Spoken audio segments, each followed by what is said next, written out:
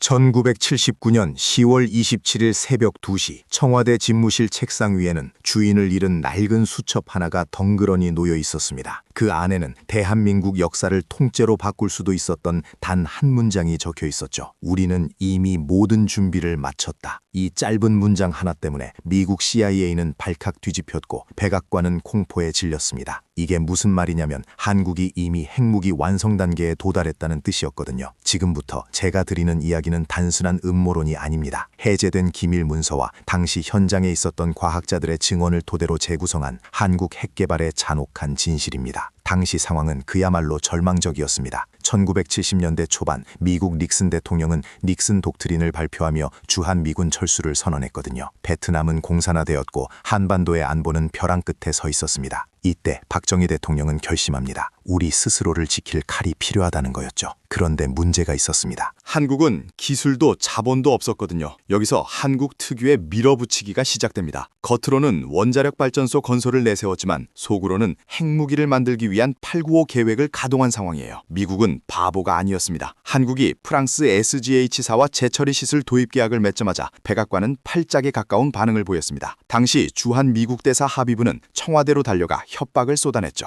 핵개발을 계속하면 경제 원조를 끊고 미군을 당장 철수시키겠다고 말입니다. 사실 이 모든 것은 한국의 생존이 걸린 도박이었습니다. 미국은 한국의 목줄을 죄기 시작했고 한국 과학자들은 낮에는 미국의 감시를 피하고 밤에는 비밀 지하실에서 설계를 이어갔습니다. 이게 얼마나 긴박했냐면 당시 원자력 연구소 과학자들은 미국 CIA 요원들이 연구소 근처를 배회하는 걸 매일 목격했습니다. 연구원들의 전화는 도청되었고 편지는 뜯겨진 채 배달되었죠. 하지만 우리 기술진은 멈추지 않았습니다. 프랑스에서 설계도를 몰래 들여오고 캐나다에서 중수로 노형인 NRX를 도입하는 데 성공합니다. 중수로는 핵무기의 원료인 플루토늄을 추출하기에 가장 적합한 모델이었거든요. 미국이 뒤늦게 이를 알고 캐나다를 압박해 공급을 끊으려 했지만 이미 한국은 핵심 기술을 손에 넣은 뒤였습니다. 기술적인 메커니즘을 보면 더 소름이 돋습니다. 핵무기를 만들려면 세 가지가 필요합니다. 핵연료와 재처리 기술, 그리고 운반체인 미사일이죠. 한국은 이 세 가지를 동시에 진행했습니다. 1978년 충남 안흥 시험장에서 발사된 백곰 미사일을 기억하시나요? 세계에서 7번째로 개발된 지대지 미사일이었습니다. 그런데 이 괴물은 단순한 미사일이 아니었습니다. 사거리를 조절하면 평양은 물론이고 주변국까지 타격할 수 있는 핵탄두 운반체였거든요. 미국은 백곰의 성공을 보고 경악했습니다. 한국이 미사일 사거리를 늘리지 못하도록 사거리 제한 지침을 강요한 것도 바로 이때부터입니다. 1979년 가을 대전의 비밀연구소에서는 이미 기폭장치 테스트까지 끝났다는 증언이 나옵니다. 플루토늄 추출 기술은 이미 확보된 상태였고 남은 건 조립뿐이었죠. 당시 기술진의 말에 따르면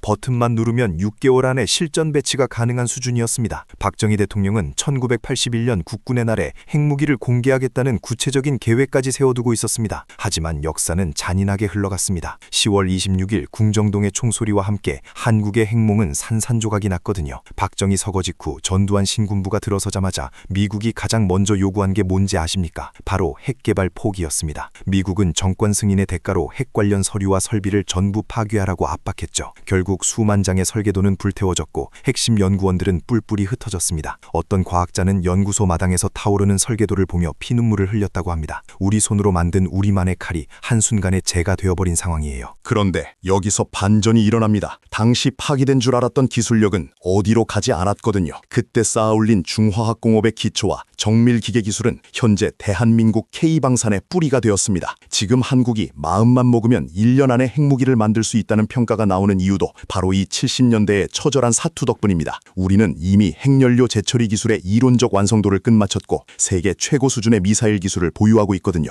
현무 미사일 시리즈가 괴물 미사일로 불리는 이유도 사실은 핵탄두를 언제든 올릴 수 있도록 설계되었기 때문입니다. 일본은 이미 수천 톤의 플루토늄을 보유하고 있습니다. 반면 한국은 미국의 감시 아래 단 1g의 재처리도 허용받지 못하고 있죠. 이게 무슨 말이냐면 국제정세는 여전히 냉혹한 힘의 논리로 돌아가고 있다는 뜻입니다. 미국이 우리를 지켜줄 거라는 환상은 버려야 합니다. 우크라이나 사태를 보십시오. 핵을 포기한 국가의 결말이 얼마나 비참한지 우리는 똑똑히 목격하고 있습니다. 1979년의 그 비밀 메모는 단순한 과거의 기록이 아니라 지금 우리에게 던지는 묵직한 질문인 셈입니다. 결국 국제 정세는 누가 더 독하게 마음을 먹느냐의 싸움입니다. 누가 더 또라이인가를 가지고 게임을 하거든요. 우리는 이미 준비가 끝났었다는 그 말은 지금도 유효합니다. 기술은 있고 의지만 남은 상황이죠. 미국이 우리를 압박할수록 한국의 핵 잠재력은 오히려 더 정교해지고 있습니다. 이제는 우리도 냉정하게 판단해야 합니다. 영원한 우방도 영원한 적도 없는 이 정글 같은 국제사회에서 진짜 우리를 지켜줄 것이 무엇인지 말입니다. 당시 핵 개발에 참여했던 한 원로 과학자는 이런 말을 남겼습니다. 우리는 실패한 게 아니라 잠시 멈춘 것뿐이다. 이 말은 지금의 대한민국 방위 산업이 보여주는 압도적인 퍼포먼스로 증명되고 있습니다. 전 세계가 한국의 무기 체계를 두려워하는 이유는 단순히 성능이 좋아서가 아닙니다. 그 안에 숨겨진 핵 잠재력과 언제든 폭발할 수 있는 기술적 도끼 때문이죠. 누가 더 또라이냐의 싸움에서 한국은 결코 밀리지 않습니다. 1979년의 그 비밀 수첩은 사라졌을지 몰라도 그 정신은 지금의 현무 미사일과 K9 자주포 그리고 한국형 원전 안에 고스란히 녹아 있습니다. 인류 역사상 가장 정교하고 은밀했던 핵 개발 작전은 그렇게 미완으로 끝났지만 그 불씨는 여전히 꺼지지 않았습니다. 앞으로 한반도의 운명이 어떻게 흘러갈지 누가 알겠습니까? 다들 지갑이나 두둑이 챙겨놓고 지켜보시죠. 누가 더 또라이인지 곧 결판이 날 테니까요. 인류 역사상 가장 위험하고도 위대한 도전이었던 한국의 핵 개발 이야기는 여기서 끝이 아닙니다. 문제는 지금부터거든요. 과연 우리는 다시 그 수첩을 펼칠 용기가 있을까요? 아니면 영원히 미국의 그늘 아래서 안주할까요? 판단은 여러분의 몫입니다. 누가 봅시다. 어떻게 될 건지 말입니다.